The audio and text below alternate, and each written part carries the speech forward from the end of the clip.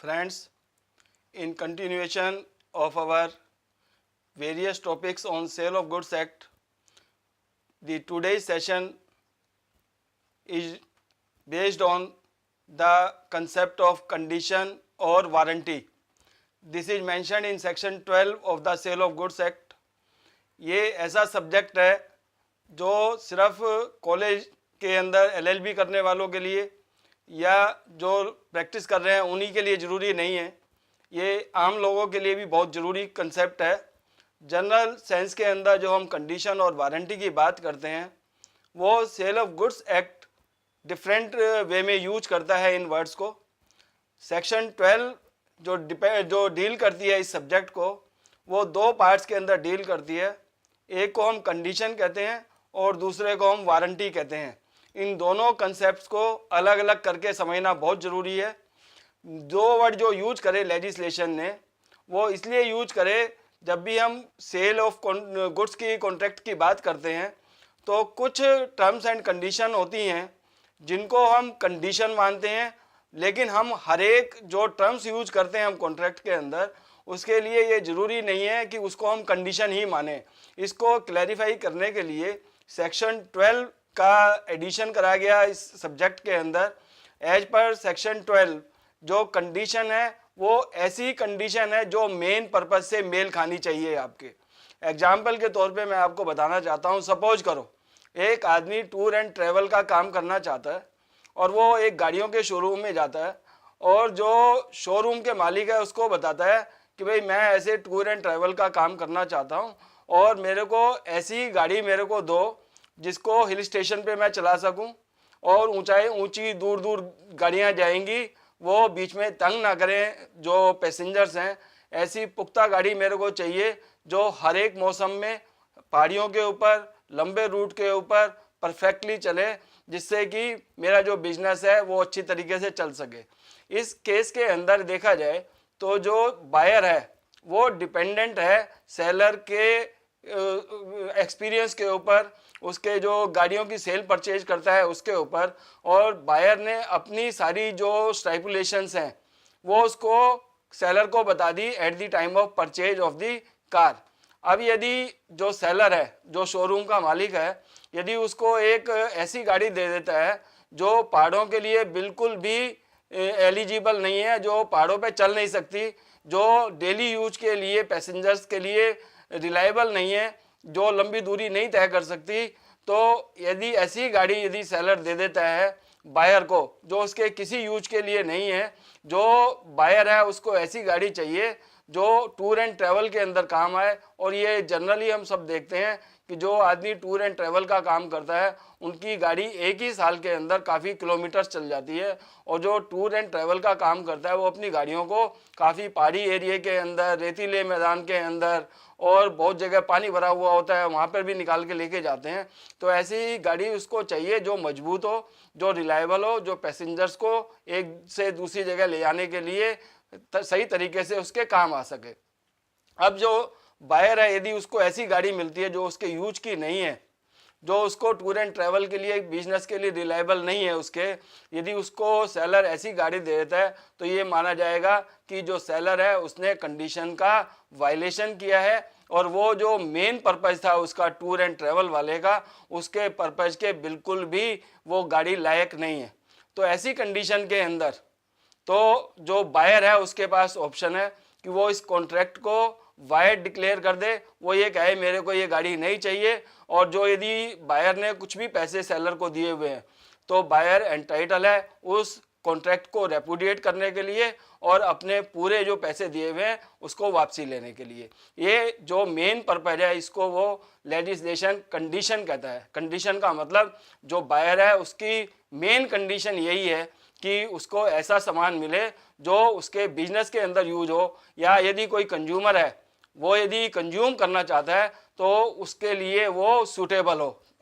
Consumer का भी हम एग्जांपल ले सकते हैं। सपोज करो एक आदमी ने किसी भी शोरूम वाले को या जो ईटिंग आउटलेट्स हैं उनको यदि पिज़्ज़ा का ऑर्डर दिया और स्पेसिफिकली उसको उसने बताया कि भाई मेरे जो पिज़्ज़ा आप डिलीवर करोगे उसके अंदर ये सर्टेन चीज़ें होनी चाहिए, लेकिन जो सेलर है जो ईटिंग हाउस वाले हैं यदि उसको उसकी जगह नूडल बना के भेज दें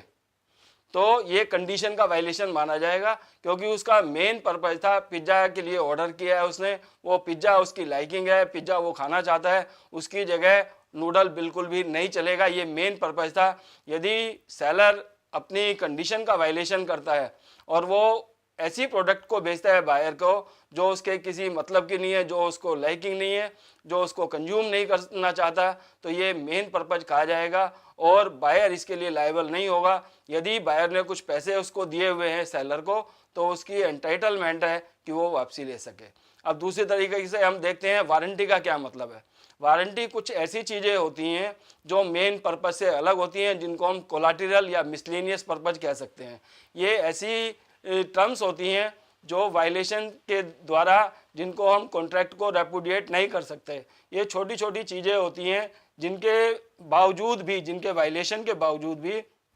हमारा जो कॉन्ट्रैक्ट होगा वो वैलिड होगा, लेकिन जो बायर है उसकी एंटाइटलमेंट होगी कि वो डैमेजेस क्लेम कर सके। फॉर एग्जांपल यदि हम लेते हैं कि यदि बायर ने पिज्ज़ा मांगा था और पिज्ज़ा ही डिलीवर करा गया, लेकिन उसके जो टेम्परेचर होना चाहिए था पिज्ज़ा का, उसका यदि टेम्परेचर में बहुत माइनर कुछ डेविएशन आ गए, तो ये हालांकि कंडीशन का वायलेशन है।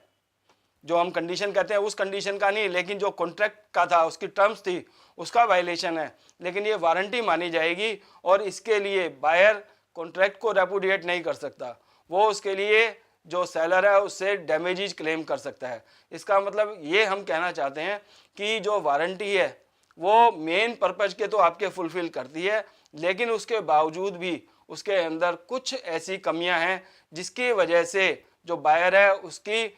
जो कंप्लीट टर्म्स थी वो पूरी नहीं हुई। उसके अंदर वायलेशन तो है, लेकिन इस टाइप का वायलेशन नहीं है जिससे कि कॉन्ट्रैक्ट को रेपुडिएट किया जा सके। तो ऐसी जो मिसलेनियस चीज़ें होती हैं, जो कोलाटरल होती हैं, जो बहुत ज़्यादा उसके अंदर कॉन्ट्रैक्ट को वायलेट नहीं करती,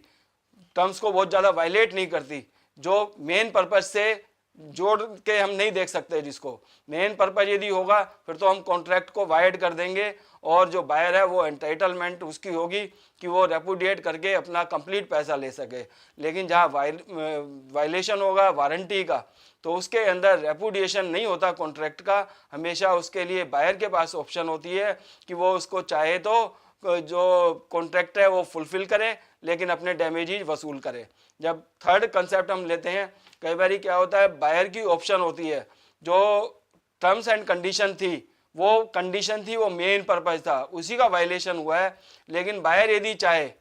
तो उसको वारंटी मान सकता है और डैमेजेस क्लेम कर सकता है। मीनिंग देयर बाय यदि जो कंडीशन है उसका वायलेशन हुआ है, तब भी यदि बायर चाहे तो वो उसको वारंटी मानकर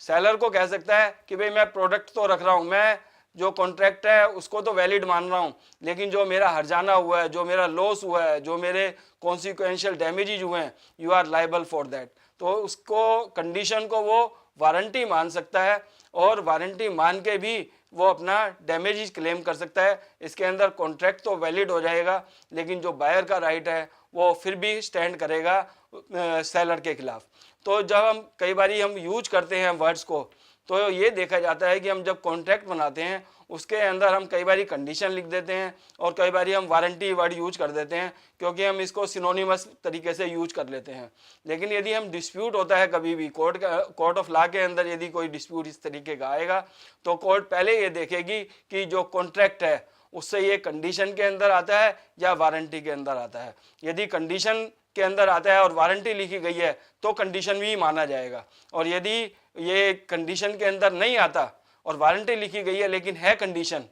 तो तब भी ये कंडीशन माना जाएगा। Meaning thereby we have to see the substance and not the form. जो भी लिखा है हमने उसके ऊपर नहीं जाना है, हमने रियल इंटेंशन देखनी है कि कॉन्ट्रैक्ट जब एंटर किया गया तो उसके अंदर मेन स्टेपुलेशन क्या थे, मेन जो पर्पज क्या था, मेन ऑब्जेक्ट क्या था कॉन्ट्रैक्ट का। यदि मेन पर्पज और मेन ऑब्जेक्ट यदि फुलफिल नहीं हुआ, उसमें वायलेशन हुआ है, तो उसको हम कंडीशन मानेंगे। और जो मिसलेनियस है, जो कोलाटेरल है कॉन्ट्रैक्ट का, यदि उसका वायलेशन हुआ है तो उसको हम वारंटी मानेंगे। और इन दोनों का जो कंडीशंस हैं, जो लॉ हमारे को बताता है, वो सेक्शन 12 है सेल ऑफ गुड्स एक्ट का। उसके हिसाब से ये